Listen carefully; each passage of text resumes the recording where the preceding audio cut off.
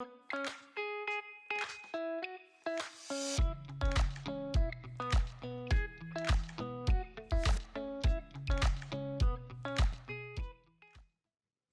folks, Miss Lydia here. Welcome back to the Construction Video Podcast. For our second episode, we're going to be discussing expectations. Specifically, what to expect when approaching graduation, transitioning to full-time employment, and also what to expect when entering a career in construction.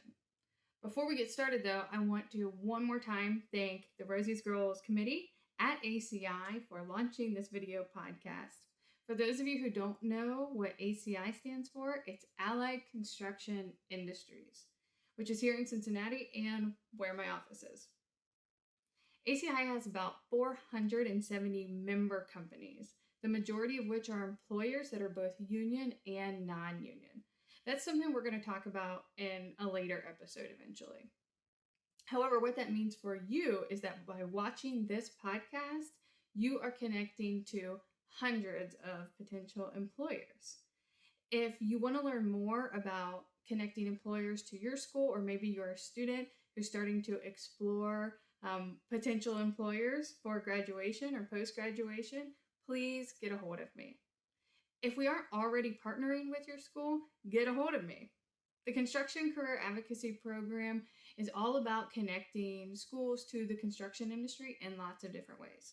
As you can see today, I'm sporting my Woodward Career Technical High School hoodie, not only because it's super comfy, but also because I've spent a lot of time at Woodward and they gave it to me. I spent a lot of time in their math classroom, specifically doing project-based learning, connecting skills learned in your math classroom to real-world problems in the construction industry or applications in the construction industry. But I've also spent a lot of time in their construction labs, connecting their students to employers or industry-recognized credentials and pre-apprenticeship programs. Maybe if we partner with your school, you'll see me wearing your spirit wear in the future.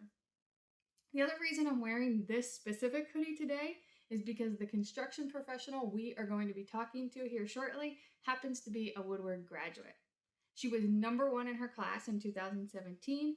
She works now for Valley Interior Systems, and she's taking some time today to share her experience transitioning from high school to full-time employment. Let's get into it. Okay. Well, I have to start with that. I'm really excited that you're here with us today. We've gotten to work together a little bit over the last few years since you've gotten into the construction industry, and you've even helped me out in classes.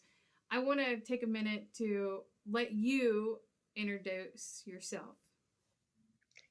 My name is Napier, and I work for Valley Interior Systems. Before that, I went to Woodward Career Technical High School, and I graduated in 2017 as Woodward's valedictorian. And now at Valley Interior Systems, I am an assistant project engineer, where I assist in larger projects with PMs, and I also manage really small projects. What's a PM?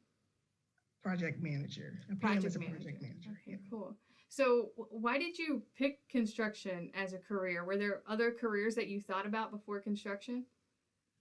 Well, I chose construction as my career because I love math and I am very hands-on, and I always like using my hands and being different.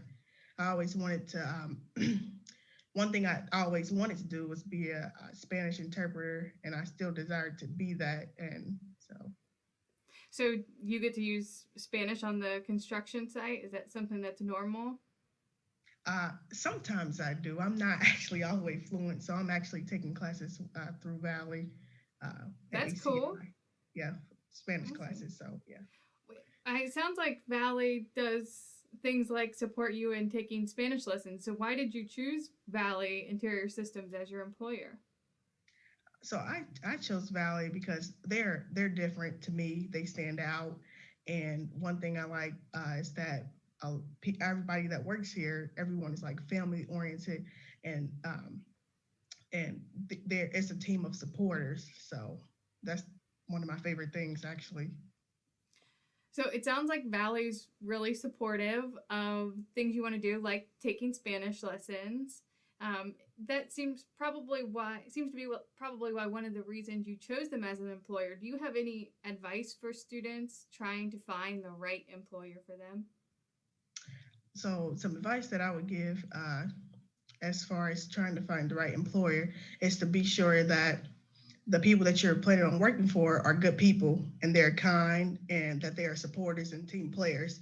And you should also be sure that they understand your situation and can be flexible. And that's one of the main reasons why I work for Valley. And there's a team of supporters and we work together. Transitioning from high school to full time employment can be a shock. I know every single school year right after graduation, so many seniors who have graduated that we've built relationships with will send me a message to say, what do I do now? Oh, so can you talk a little bit about what it's like transitioning from high school to working full time? Yes. So I feel like for me, transitioning from a graduate all the way to it's a very fast transition from being a newly hired a graduate to a newly full hired employee. So I feel like that it puts you in a very odd place and you have to adjust quickly. And but for me, I feel like it was fine because I had already possessed professional skills like those soft skills and professional speaking and handshaking and understanding the importance of time management. So yeah. So you just mentioned a key term for me that I get into with students a lot, which is soft skills. And I want to just expand on that real quick. Soft skills are the skills, the interpersonal skills that you need to work on prior to graduating, but prior to getting into your adult life. It's part of adulting, it's part of being a professional. It's part of social cues. You know, before COVID, we had everybody shook hands. And this was like, in the construction industry, it's like a thing when you meet somebody for the first time, you shake their hand and it's like, what's their handshake like? That's your first impression of them. But there's also like eye contact is a soft skill. How you sit or stand, like posture is a soft skill. Um, there are little tiny things. So I'm really glad you mentioned that specific term. That's really cool. What do you think was the hardest thing about your transition from high school to full time employment? So for me, I was 16 when Valley saw interest in me, and I was getting ready to be freshly 17, and that's when I graduated. On my end, I found myself being an adult and teaching myself things that I had no idea that I needed or that I should have been taught early on, and it was very complicated, like getting my driver's license and knowing how to get places. So it was very, very complicated, but I figured out how to navigate. So Yeah, all of a sudden you're an adult, right? yeah. And we can come back to that for a second. But what were the things you liked graduating from high school? So I like the fact that I had freedom to be able to do what I wanted to do or what I needed to do, but I also made sure that it was a priority and kept in the back of my head that I need to be careful and mindful and very wise about the decisions that I made because as soon as you graduate, you're an adult, whether you believe it or not, and want to recognize that. So yeah, let's talk about that for a minute here. So transitioning from high school to adult or full-time employment, like we mentioned, is kind of a shock, and there are challenges to it. And you know there are things that we need to think about prior to graduation. And I know a lot of our students that are going to be listening, a lot of the teachers that are listening have said this until they're blue in the face a lot of times, or the students have heard it so much, but like there are specific things that can help you to have a better transition if you prioritize them, which you kind of mentioned. One was driver's license. In the construction industry, this is like one of the number one boundaries to successful employment. I'm sure that in your time at Valley, you've seen students transition from high school to Valley unsuccessfully because they don't have good transportation. Have you seen that? Absolutely. Like it's just certain things that, there's, I mean, like as an employer, any employer, like you're expected to be able to drive back and forth to work and have proper means of transportation, whether that's like, bus line and prioritizing with your time and when should you get up for work. And, so yeah, I definitely seen that a lot. And some people don't take it as serious. And that's part of being an adult. Like you have to learn how to prioritize and time management. So Yeah, I mean, in Cincinnati, we have public transportation for the most part, but the construction industry is unique in that if you're a tradesperson, if you're a skilled tradesperson, which means like if you're doing carpentry, pipe fitting, like any all sorts of things, you can be on different jobs from week to week. So that job might not be on the bus line next week, So transportation, if you're thinking about a career in construction, getting your driver's license and saving up for a car should be at the that's top. almost mandatory. That's almost Yes, mandatory as soon yes, as possible. yeah. So, and that's I'm glad that you mentioned that. That's a fantastic point. What about money management? Because this one was really hard for me when I graduated from high school, but that seems to be a big one for a lot of students. yeah. So here again, I know 16 is a big number for me. So that's when I did a lot of things that I need to do because that's when I was getting ready to graduate. So I actually had to take driving school because I was 16, and you have to do certain things different way when you're underage. But I guess they take in consideration that when you're a little young, but you have to adult responsibilities. So that's one of the things that I had to do. But I've learned very quickly that money management is very, very important. And that's one of the ways I got my first car. I learned to save as much as I could, save, because you never know. It could be an emergency or anything. And, getting back and forth to work. And it saved me a lot of time and money when I needed it because I had a car. Yeah. So Yeah. When you approach money management, you get a paycheck. What are the top things that your money is going to immediately?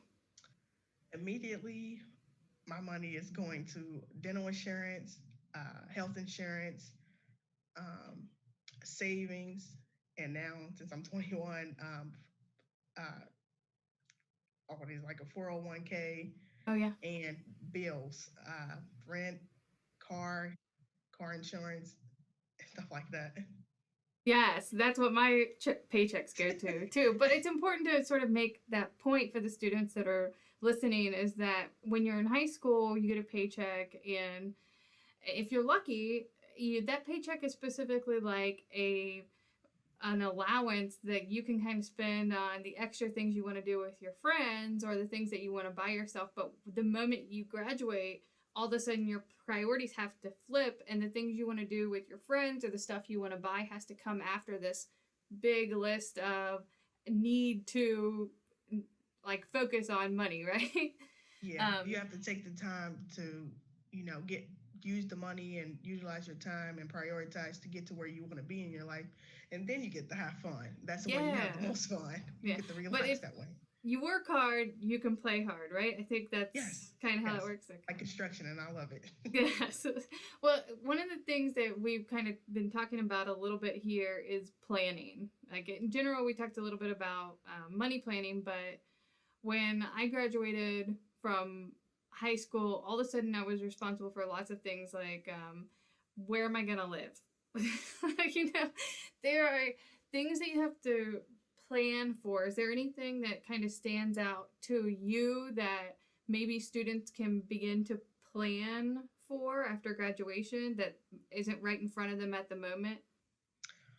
So one of the first things I would definitely say is for planning for planning this is making sure you have your driver's license.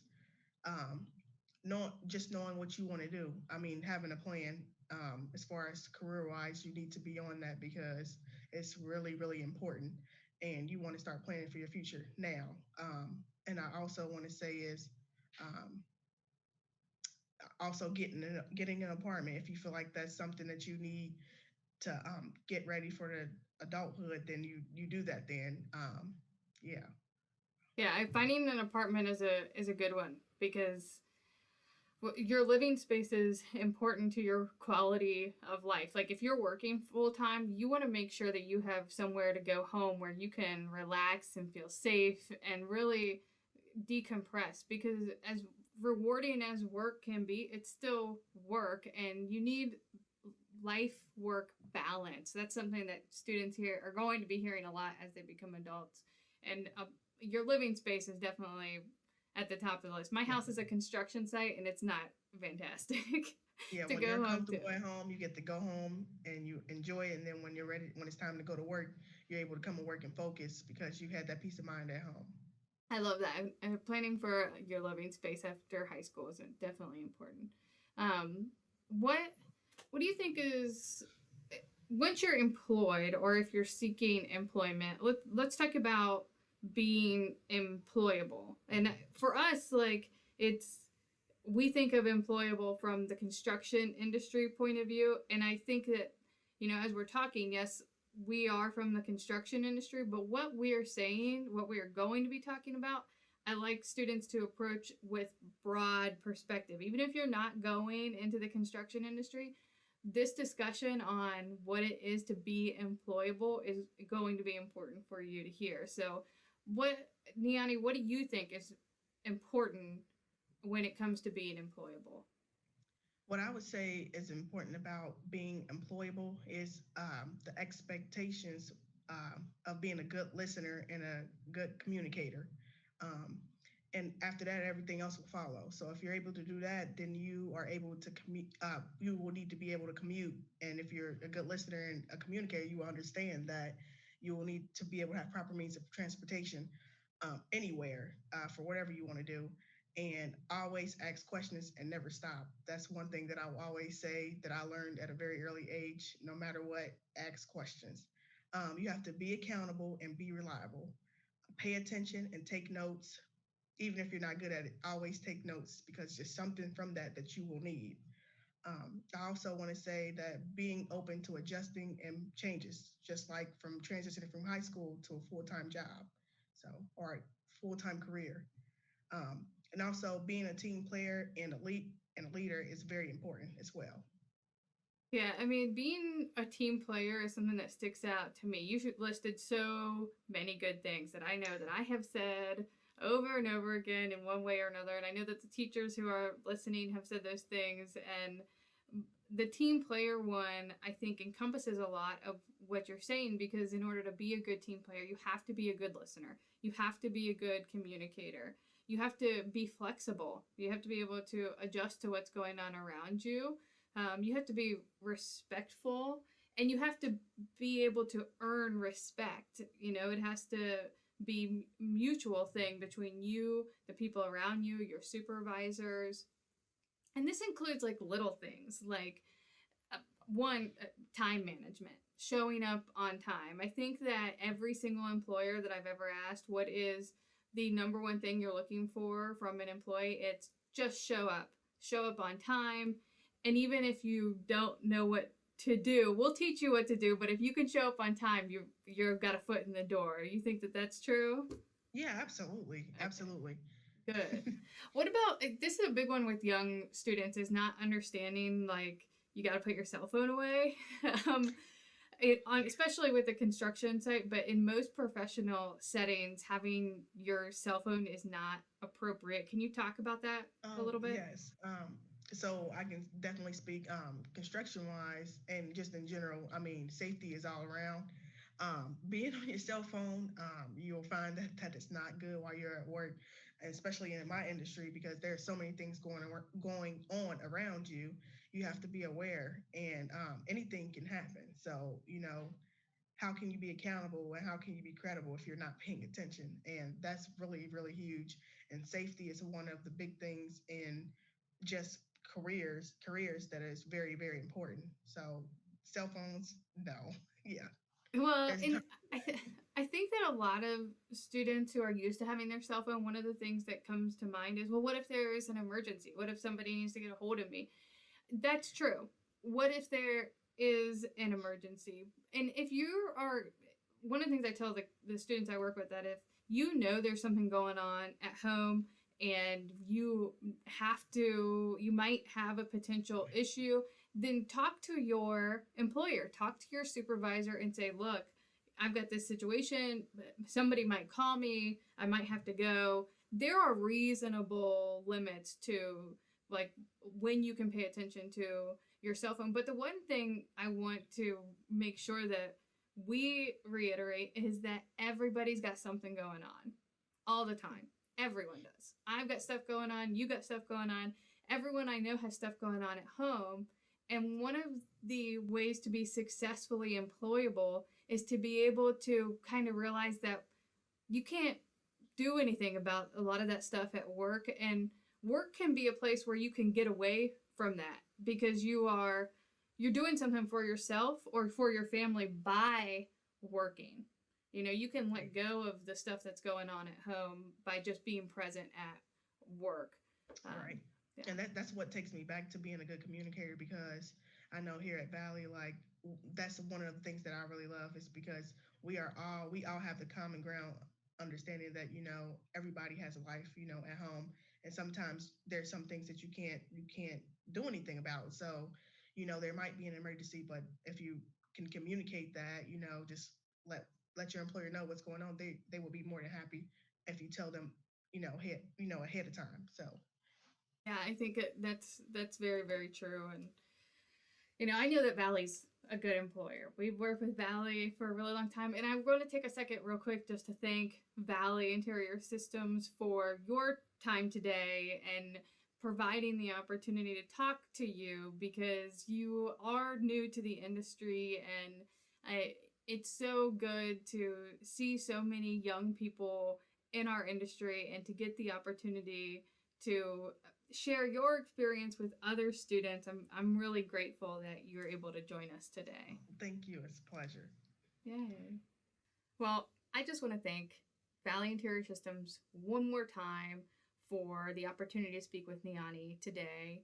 I want to thank all of our sponsors who are featured at the end of this video. Thank you so much for supporting the Construction Video Podcast when we can't be in classrooms, and we really prefer to be in classrooms, and maybe hopefully one day we can come to your classroom and record the Construction Video Podcast from there.